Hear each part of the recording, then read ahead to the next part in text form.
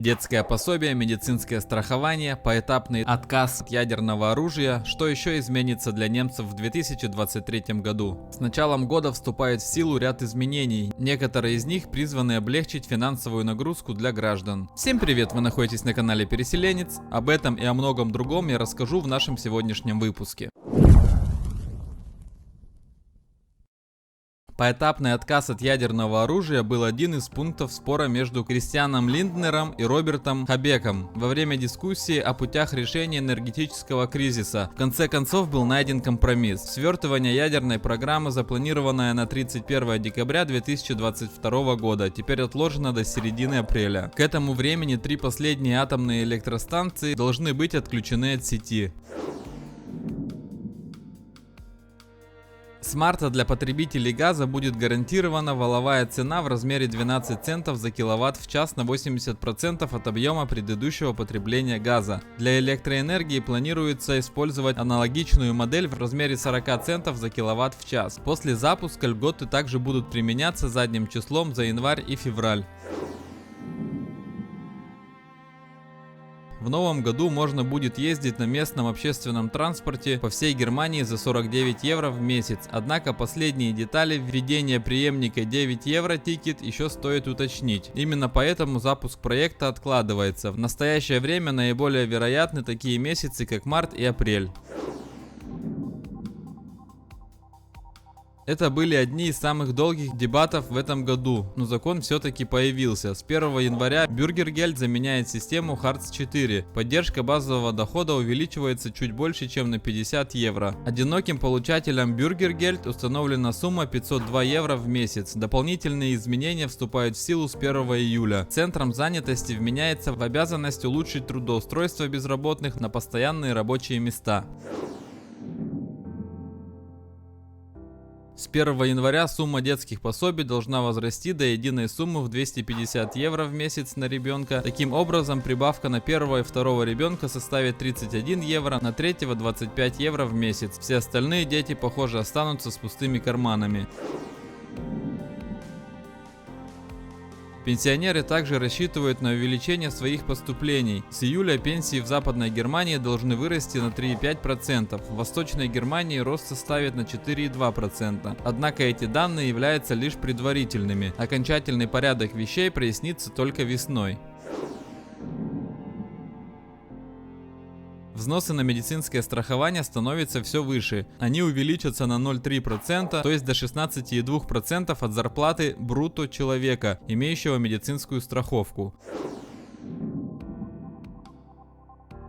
С января в Германии увеличится число семей, имеющих право на получение жилищного пособия. Государственная субсидия на аренду жилья в будущем достанется еще 1,4 миллионов домохозяйств. Кроме того, само пособие будет увеличено в среднем на 190 евро в месяц. На жилищную субсидию могут претендовать домохозяйства, которые не получают социальных пособий, но при этом располагают небольшими средствами.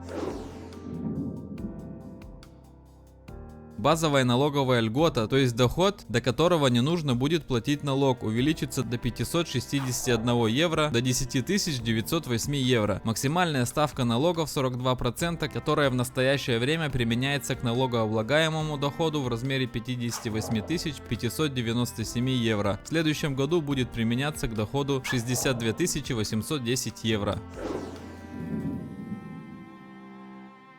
Студенты и учащиеся техникумов получат единовременную сумму в размере 200 евро для покрытия возросших расходов. Право подать заявление имеют около 2,95 миллионов студентов, которые на 1 декабря были зачислены в один из университетов Германии. Федеральные и земельные правительства продолжают работать над созданием центральной платформы для приложений. Ожидается, что деньги будут выплачены в начале года. Для тех, кто интересуется гибридами, хороших новостей нет. С 2023 года покупатели таких машин больше не будут получать субсидии. Кроме того, уменьшаются премии за чисто электрические автомобили. А с 1 сентября субсидия будет предоставляться только частным лицам. С января многие арендодатели должны вносить климатический сбор за отопление взятых в аренду квартир. Цена СО2 будет разделена между арендатором и арендодателем в соответствии с градуированной моделью. Чем климатически менее благоприятен дом, тем большой налог должен платить домовладелец. До сих пор арендаторам приходилось платить сбор, который должен помочь сократить вредные для климата выбросы углекислого газа.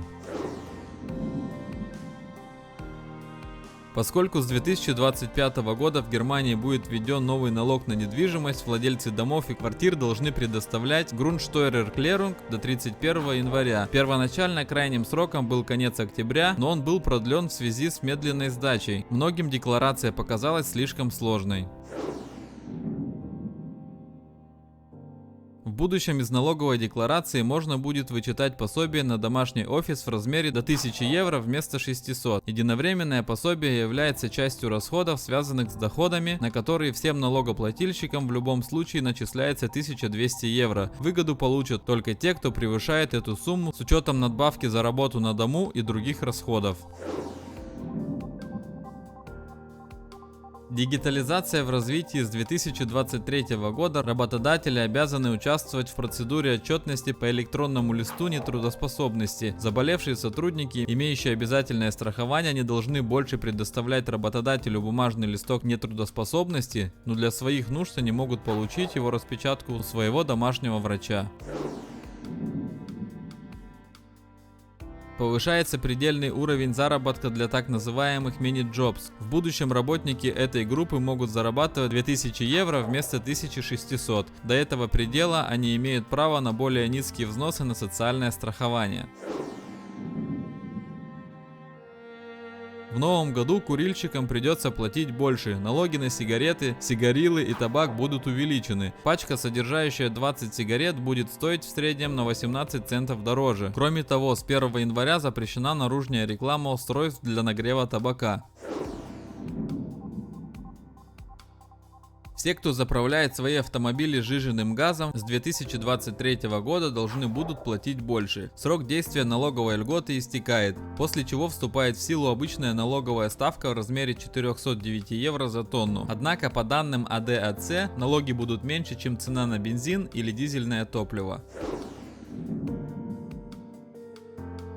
Для владельцев солнечных панелей появляется свет в конце туннеля. Например, для ряда систем будет отменено обязательство по установке счетчика электроэнергии специального производителя. В то же время некоторые положения нового закона о возобновляемых источниках энергии 2023 года уже действуют. Повышается оплата за проезд грузовиков по магистральным дорогам Германии. При расчете ставок будут в большой степени учитываться затраты на шумовое загрязнение и загрязнение воздуха. В борьбе за улучшение экологии правительство ввело обязательную возможность повторного использования посуды. В будущем рестораны, бистро и кафе должны будут предлагать напитки и еду на вынос в многоразовых контейнерах. Компании, в которых работает более 3000 человек, теперь попадают под действие закона о цепочке поставок, который направлен на защиту прав потребителей в условиях международных поставок. Он обязывает компании реагировать на злоупотребление при закупке материалов за рубежом. Организации по оказанию помощи и профсоюзы имеют возможность представлять интересы пострадавших от нарушений граждан в немецких судах. Также обсуждается закон о цепочке поставок в масштабах всего Евросоюза.